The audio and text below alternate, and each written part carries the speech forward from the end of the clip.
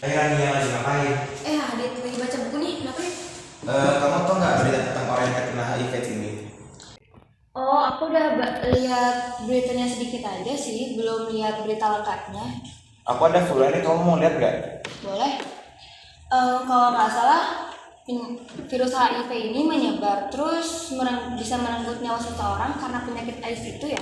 Iya benar, soalnya pas itu sempat ada orang yang di interview katanya dia itu terkena HIV sudah dia melakukan seks bebas. Oh, kasihan banget deh. Terus sekarang ciri-ciri kakak itu gimana setelah kena penyakit AIDS itu? Ciri-ciri kakaknya sekarang kayak kelaminnya berjamur, terus tulangnya itu makin kurus dan makin menonjol. Oh, gila serem banget sih. Jadi takut kok jadi korban selanjutnya. Iya Rania, yang penting kamu harus lebih waspada aja sama orang yang terinfeksi HIV karena HIV itu bisa menyebar lewat darah, air mani dan air susu ibu. Oh gitu, berarti HIV itu menyerang sistem kekebalan tubuh manusia ya? Iya, menyerang sistem kekebalan tubuh manusia sampai-sampai orang itu lemes dan tidak berdaya. Sampai sekarang juga obatnya belum ditemuin sama dokter-dokter, dan orang yang terinfeksi HIV itu sampai sekarang belum bisa disembuhkan. Dan itu HIV bakal bersarang di tubuhnya sampai seumur hidupnya dia. Ih, serem banget. Berarti penyakit AIDS itu dia kondisi penyebab dimana karena virus HIV itu ya?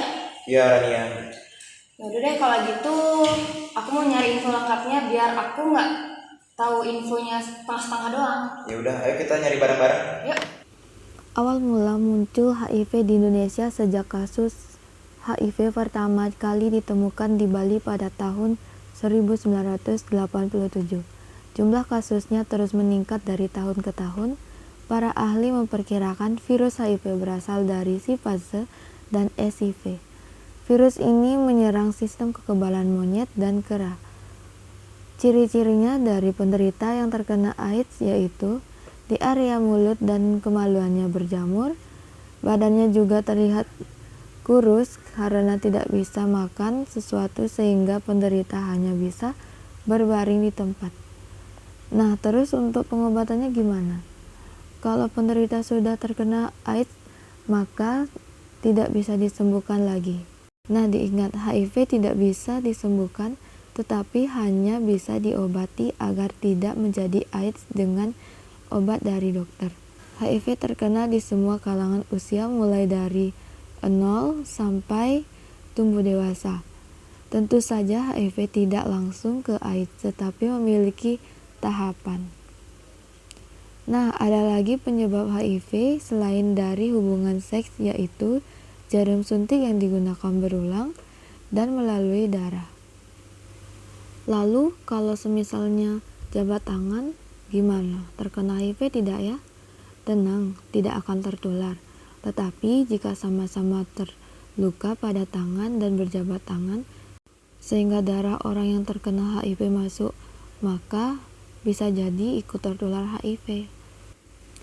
Nah, orang yang terkena HIV tidak diberitahukan identitasnya sebelum si penderita memberitahukan bahwa dirinya terkena HIV. Alasannya, jika diberitahukan kepada siapapun, beritanya pasti akan cepat beredar dan si penderita juga jadi merasa terkucilkan sehingga muncullah bunuh diri. Oleh karena itu, HIV dirahasiakan sebelum si penderita memberitahukan kalau dirinya terkena HIV. Adapun yang menyangkut pasal bunuh diri seperti dalam pasal 345 Undang-Undang Hukum Pidana, di mana orang yang melakukan bunuh diri tidak diancam dengan hukum, akan tetapi orang yang sengaja menghasut, menolong orang lain untuk melakukan bunuh diri dapat dikenakan pasal ini apabila orang itu benar-benar mati. Wah, udah lengkap sih beritanya. Ini harus aku kasih ke kawan terdekatku sih biar mereka juga waspada. Iya benar Rania, ayo kita cegah bersama-sama yuk, kita pasti bisa. Ayo, kita pasti bisa.